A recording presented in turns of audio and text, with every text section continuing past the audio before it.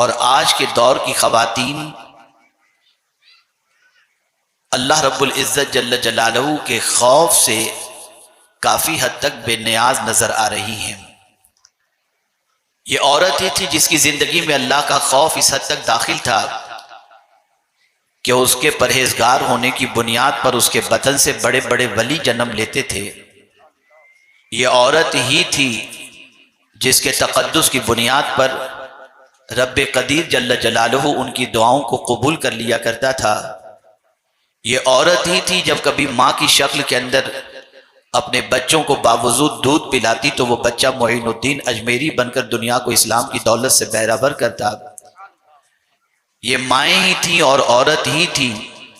جس نے محبوب الہی جیسے کو جنم دیا، اور یہ مائیں ہی تھیں اور ان کا تقدس تھا جس نے غوث اعظم سیدنا الشیخ عبد القادر جیلانی رضی اللہ تعالیٰ عنہ جیسے کو جنم دیا۔ اور تھوڑا آگے بڑھ کر کے عرض کروں تو غلط نہ ہوگا، سیدۃ النساء خاتون جنت رضی اللہ تعالیٰ عنہا ہی تھی، اور ان کا تقدس تھا، ان کا خوف تھا، جس کی وجہ سے ان کے بطن سے حسنین کریمین جیسے نوجوانان جنت کے سردار نے جنم لیا۔ آج اگر ہم عورت کی زندگی کا جائزہ لیں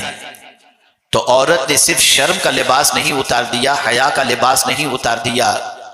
بلکہ عورت کی زندگی سے تقوی رخصت ہو چکا۔ عورت بے باک ہوتی جا رہی ہے، عورت بے باکی کا مظاہرہ کرتی جا رہی ہے، اللہ کا ڈر اس کی زندگی سے نکلتا جا رہا ہے، اور دنیا یہ کوشش کر رہی ہے کہ اب کوئی بھی عورت ایسی نظر نہ آنے پائے جس کی زندگی میں تقوی چھلکتا ہو اور اس کی زندگی ایسی گزرتی ہو جس کو دیکھنے کے بعد خاتون جنت کی یاد تازہ ہو جائے۔ آئیے میں سمجھاتا ہوا چلوں آپ کو کہ ایک عورت کی زندگی میں اللہ کا ڈر کتنا ضروری ہے۔ جب تک عورتیں اللہ کے خوف سے دامنگیر تھیں ان کے گھر کے اندر فاقہ نہیں ہوتا تھا۔ جب تک عورت اللہ عز و جل کے خوف کے اندر زندگی گزارتی تھی ان کے گھروں میں رحمت الہی کا نزول ہوتا۔ جب تک عورت کی زندگی خوف الہی سے لبریز تھی ان کی زندگی سے بہت سارے استفادہ کرتے نظر آتے، علمی اعتبار سے، عملی اعتبار سے، قرآن کے اعتبار سے۔ جب تک عورت کی زندگی خوف الہی سے لبریز تھی بڑے بڑے آوارہ لوگوں کو توبہ کی توفیق نصیب ہو جاتی،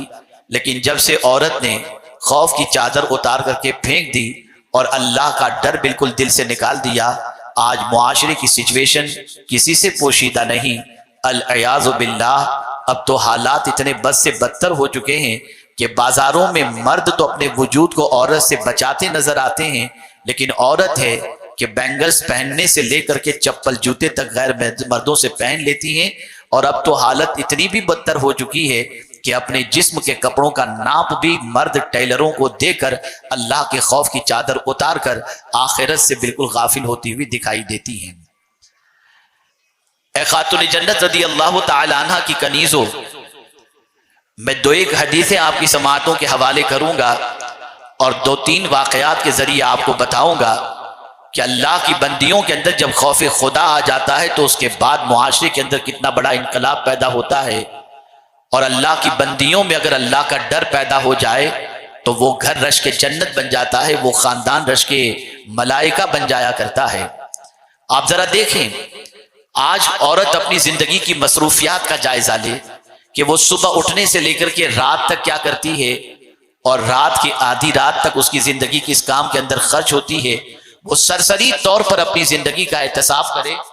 اور اپنی زندگی کا جائزہ لے کہ اس کی صبح کس کام میں گزرتی ہے، اس کی دوپہر کس کام میں گزرتی ہے، اس کی شام کس کام میں گزرتی ہے، اس کی آدھی رات کس کام کے اندر گزرتی ہے، اور اس کے تصورات و تخیلات کے اندر کیا چیزیں گردش کر رہی ہوتی ہیں۔ تو مجھے کہنے کی ضرورت نہیں، الا ماشاء اللہ تقریباً خواتین کا ذہن بھٹکتا ہوا نظر آتا ہے، تقریباً خواتین کے ذہن کے اندر اللہ کا ڈر نظر نہیں آتا، اور دنیا کے جھمیلوں کے اندر، دنیا کی محبت کے اندر، بننے سنورنے کے اندر، اور اپنی زندگی کو آرائش و زیبائش سے مزین کرنے کے اندر ان کی زندگی کے زیادہ تر لمحات گزرتے ہوئے نظر آتے ہیں۔ آپ کہیں گے مولانا آپ اعتراض کر رہے ہیں، شاید آپ کو نہیں معلوم زیادہ روزے رکھنے والی خواتین ہی ملیں گی، زیادہ نفل پڑھنے والی خواتین ہی ملیں گی، زیادہ ختم شریف پڑھنے والی خواتین ہی ملیں گی، زیادہ اللہ عز و جل کی کتاب کی تلاوت کرنے والی خواتین ہی ملیں گی، میں اس سے انکار نہیں کرتا،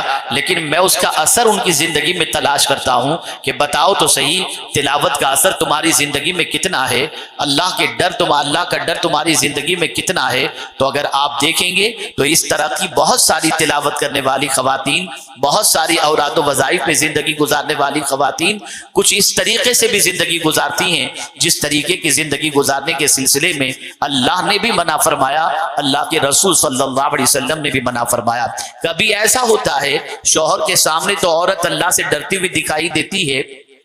بیٹی باپ کے سامنے اللہ کا ڈر اپنے دل میں بٹھائی ہوئی دکھائی دیتی ہے، ماں کے سامنے کسی حد تک اللہ کے ڈر سے لرزتی اور کانپتی دکھائی دیتی ہے، لیکن جب ماں باپ غائب ہو جاتے ہیں تو اللہ کا ڈر بھی رخصت ہو جاتا ہے۔ ان بہت ساری بچیوں کے حوالے سے ہمارے کانوں تک شکایت پہنچتی ہے جو برقع پہن کر کالج اور یونیورسٹی جاتی ہیں اور اس کے بعد وہاں کی زندگی نہ جانے کس طریقے سے دامن پر گناہ کے چھینٹے لگاتی ہوئی نظر آتی ہیں۔ الا ماشاءاللہ، میں ساری بچیوں کی بات نہیں کرتا، میں ان بچیوں کو بھی جانتا ہوں جن کی طرف کوئی نگاہ اٹھا کر کے دیکھے تو وہ نگاہ کھینچ لیں، اور ان بچیوں کے تقدس کو بھی جانتا ہوں جو کالج اور یونیورسٹی کی دہلیز پر قدم رکھنے کے بعد بھی اپنی زندگی پر اپنے دامن پر گناہوں کا دھبا لگنے نہیں دیتی، نہ نماز چھوڑتی ہیں، نہ حیا چھوڑتی ہیں، نہ پردہ چھوڑتی ہیں، نہ اللہ کا ڈر چھوڑتی ہیں۔ ایسی بھی بہت ساری بندیاں ہیں، لیکن زیادہ تر ایسی بندیاں ملیں گی جن کے دل سے اللہ کا ڈر رخصت ہو چکا ہے، اللہ کا خوف رخصت ہو چکا ہے، اللہ کی خشیت رخصت ہو چکی ہے۔ ایک ہوتا ہے سامنے ڈرنا، ایک ہوتا ہے پیٹھ پیچھے ڈرنا۔ اللہ اکبر، جو لوگ اللہ عز و جل سے اس طرح سے ڈرتے ہیں کہ صرف یہی نہیں کہ لوگوں کے سامنے اللہ کا ڈر ان کی زندگی کے اندر ہے کہ اگر ہم یہ کریں گے تو یہ ہوگا، نہیں، جب وہ تنہائی میں ہوتی ہیں، جب وہ اکیلے میں ہوتے ہیں تو ان کے دامن پر اللہ کی خشیت ہوتی ہے، وہ ڈر رہے ہوتے ہیں کہ کوئی دیکھ رہا ہو یا نہ دیکھ رہا ہو، پالنہار حقیقی دیکھ رہا ہے، معبود برحق دیکھ رہا ہے، اس کی بارگاہ میں ایک دن حاضر ہونا ہے اور وہ ہمیں اپنے گناہوں کے بارے میں اور ہمیں اپنے گناہوں کے سزا کے سلسلے میں حکم سنائے گا۔ لیکن میں آپ کو بتاؤں، ایک خاص طور پر آپ کی توجہ چاہوں گا، دنیا کا انسان دیکھے گا آپ کو اللہ کی نافرمانی کرتے ہوئے یا گناہ کرتے ہوئے، وہ ٹوکے گا، وہ ڈانٹے گا، اور باپ ہے تو زد و کوب کرے گا، شوہر ہے تو کسی حد تک طلاق کی دھمکی دے گا یا رشتے سے نکال دے گا۔ لیکن میں پوچھنا چاہتا ہوں، جس کو جتنا اختیار ہوتا ہے اسی کے حساب سے وہ سزا دیتا ہے۔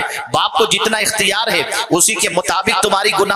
گناہ پر سزا دے گا، شوہر کو جتنا اختیار ہے اس کے مطابق وہ تم کو سزا دے گا۔ لیکن کبھی تم نے یہ سوچا کہ شوہر کو پتہ نہ چلے اس طرح سے گناہ کرتی ہو کہ کہیں طلاق نہ دے دے، کہیں اس لیے گناہ سے بچتی ہو کہ کسی طرح سے باپ کو پتہ نہ چلے؟ لیکن میں پوچھنا چاہتا ہوں، کیا اللہ سے بھی چھپ سکتے ہو؟ کیا اللہ سے بھی تم بے خبر، اللہ عز و جل تمہارے کرتوت سے بے خبر رہ سکتا ہے؟ نہیں، اللہ ہر گناہ کو جانتا ہے، اللہ عز و جل ہر انسان کے کرتوت کو جانتا ہے، اس سے کوئی چیز پوشیدہ نہیں ہے۔ جتنا انسان سے ڈرتے ہو اگر اتنا ہی اللہ کا ڈر دل کے اندر پیدا ہو جائے تو آج کے دور کی خواتین جس کے لیے جو دعا کر دیں اللہ ان کی دعاؤں کو قبول فرما لے گا۔ تقوی اتنی عظیم دولت ہے کہ جس عورت کو نصیب ہو جائے وہ عورت اگر پیوند والے کپڑے بھی پہنے تو اللہ اسے عزت عطا کرتا ہے، وہ میک اپ نہ بھی کرے اللہ اس کے چہرے پر نور ظاہر کر دیتا ہے، وہ کسی کے لیے دعاؤں کے لیے ہاتھ اٹھا دے اللہ اس کی دعاؤں کو قبول کر لیتا ہے۔ اور میرے پیارے آقا صلی اللہ علیہ وسلم کے پیارے دیوانوں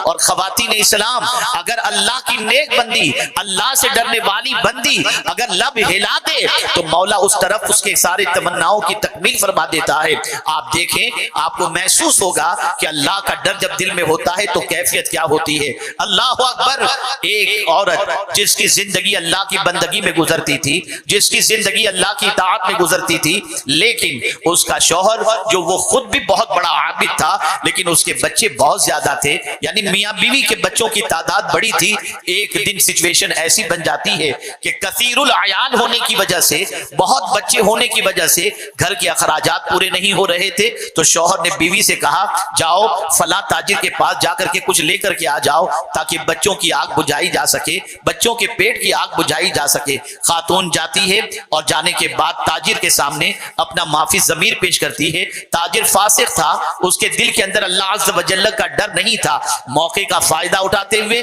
اس نے اس عورت سے کہا کہ تم میری خواہش پوری کر دے, میں تیری ضرورت کی تکمیل کر دوں گا. عورت چلی گئی. گھر جب پہنچتی ہے تو شوہر کہتا ہے بچے بھوک سے بلک رہے ہیں, کچھ لے کر کے آئی ہو؟ اس عورت نے کہا نہیں, کچھ نہیں ملا. اپنے شوہر سے یہ نہیں کہا کہ فلاں تاجر نے اس قسم کے جملے استعمال کیے. کچھ دیر تک بچوں کو بلکتا ہوا دیکھ کر برداشت نہ ہو سکا. پھر وہ تاجر کے پاس گئی. جب تاجر کے پاس پہنچتی ہے اور اپنے بچوں کے بلکنے کی بات کرتی ہے تو وہ یہی کہتا ہے کہ تم میری خواہش پوری کر دے, میں تجھے مالا مال کر دوں گا. عورت گھبرا جاتی ہے. کبھی بچوں کی بھوک, بچوں کا تڑپنا, بچوں کی پریشانی اس کے دل و دماغ پر چھا جاتی ہے. کبھی اللہ کا ڈر, اللہ کی بارگاہ میں کھڑے ہونے کا تصور وہ اسے کانپنے پر مجبور کر دیتا ہے. لیکن بچوں کے سامنے وہ ہتھیار ڈالتے ہوئے وہ یوں کرتی ہے کہ اس کے ساتھ رضامندی کا اظہار کر دیتی ہے. ابھی تنہائی میں دونوں پہنچے ہی تھے کہ عورت کا بدن کانپنے لگتا ہے اور اس کے بدن پر کپ کپی طاری ہوتی ہے.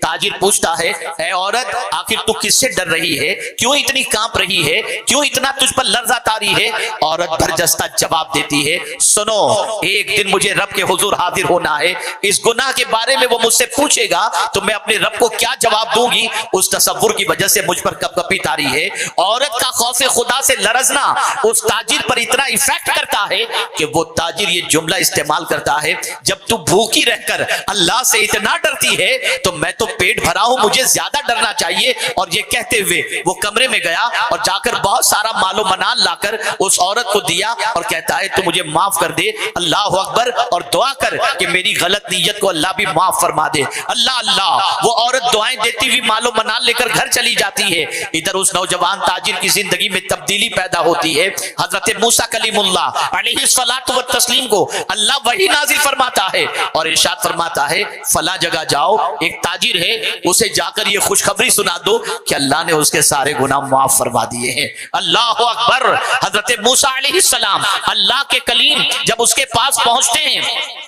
اور اسے مزدے جاں فضا سناتے ہیں کہ اللہ نے تیرے سارے گناہ معاف فرما دیے ہیں, لیکن حضرت موسیٰ علیہ السلام نے یہ کہنے کے بعد ارشاد فرمایا اے نوجوان ذرا بتا تو صحیح, تو نے وہ کون سی عظیم نیکی کی ہے جس کی وجہ سے اللہ نے تیرے گناہوں کو معاف کر دیا؟ اتنا سننا تھا. وہ نوجوان کہتا ہے اور پورا واقعہ سناتا ہے مجھ پر نفس حاوی تھا, شیطان حاوی تھا, میں گناہ کی طرف آمادہ ہو چکا تھا, لیکن ایک عورت کے خوف